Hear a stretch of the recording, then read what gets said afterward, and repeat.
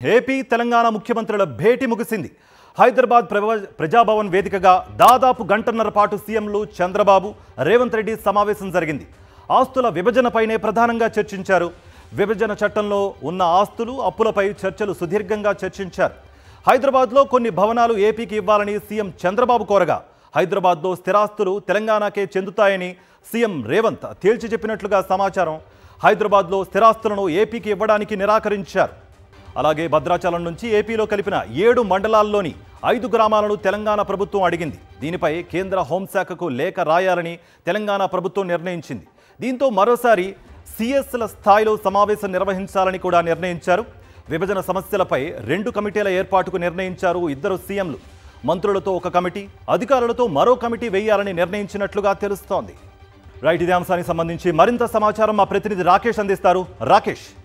కొద్దిసేపటి క్రితమే ఇద్దరు సీఎంల భేటీ ముగిసింది. అయితే భేటీలో నిర్ణయాలు తీసుకోపోయినప్పటికీ 2 కమిటీలు వేయాలనే నిర్ణయానికి ఇద్దరు సీఎంలు రావడం జరిగింది. ఒకటి మంత్రులతో కూడిన కమిటీ, మరొకటి సీఎస్ల స్థాయిలో ఒక కమిటీ వేయాలనే నిర్ణయానికి ఇద్దరు సీఎంలు కూడా రావడం జరిగింది. అయితే మంత్రులకు సంబంధించి తెలంగాణ నుంచి పొన్నం ప్రభాకర్, అలాగే శ్రీధర్ బాబు ఉండనున్నారు. ఏపీ నుంచి ఎవరు ఉండాలనేది కోసేపట్లో తెలిసే అవకాశం ఉంది.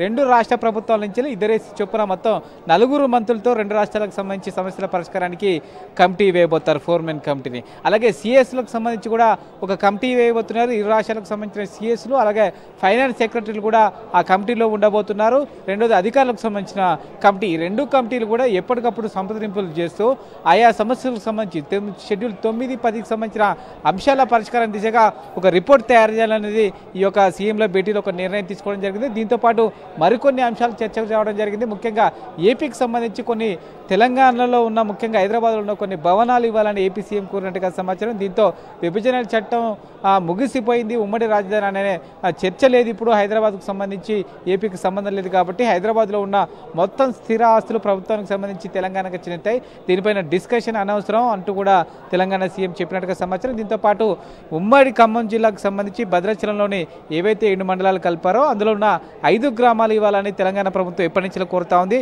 భద్రాచలంకి ఆనుకునే 5 గ్రామాలు ఉండడం జరిగింది. ఎట్ ది సేమ్ టైం ఏపీకి అది కాస్త దూరంగా ఉంటుంది.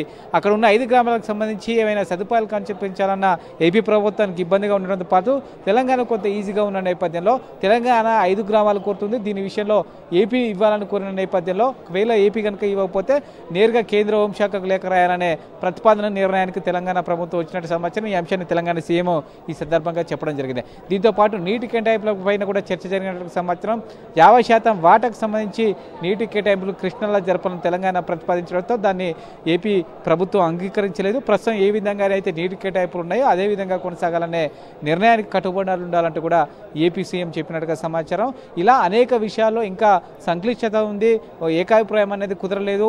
మంత్రులు సీఎస్ల స్థాయిలో మరొకసారి భేటీలు జరిగితే మాత్రమే దీనిపైన ఒక నిర్ణయానికి వచ్చే అవకాశం కనిపిస్తోంది. నిజానికి అసంతృప్తిగానే ఎప్పటిలాగే మళ్ళీ ఈ సమావేశంలో జరిగిందనేది అర్థమవుతోంది. ఎందుకంటే గతంలో కూడా సీఎంల స్థాయిలో 2 దఫాలుగా మీటింగ్ జరిగింది. మొదటి దఫాలకు సంబంధించి నీటి కేటాయింపుల సమయంలో అప్పటి సీఎం ఏపీ సీఎం చంద్రబాబు, ఆ తర్వాత కేసీఆర్ ఇద్దరు కలిసి కూర్చున్నారు. అప్పుడు కూడా ఇలాగే నిర్ణయాలు ఎక్కడ కూడా జరగలేదు. ఆ తర్వాత సీఎం జగన్మోహన్ రెడ్డి స్థానంలో సీఎం జగన్మోహన్ రెడ్డి, అలాగే కేసీఆర్ కూడా మరోసారి మీటింగ్ జరిగింది. అప్పుడు కూడా ఇలా సీఏ స్థాయిలో మీటింగ్ పెట్టాలని నిర్ణయించుకున్నారు. కానీ మళ్ళీ సమస్యలు ఎప్పటిలాగే ఉన్న పరిస్థితి.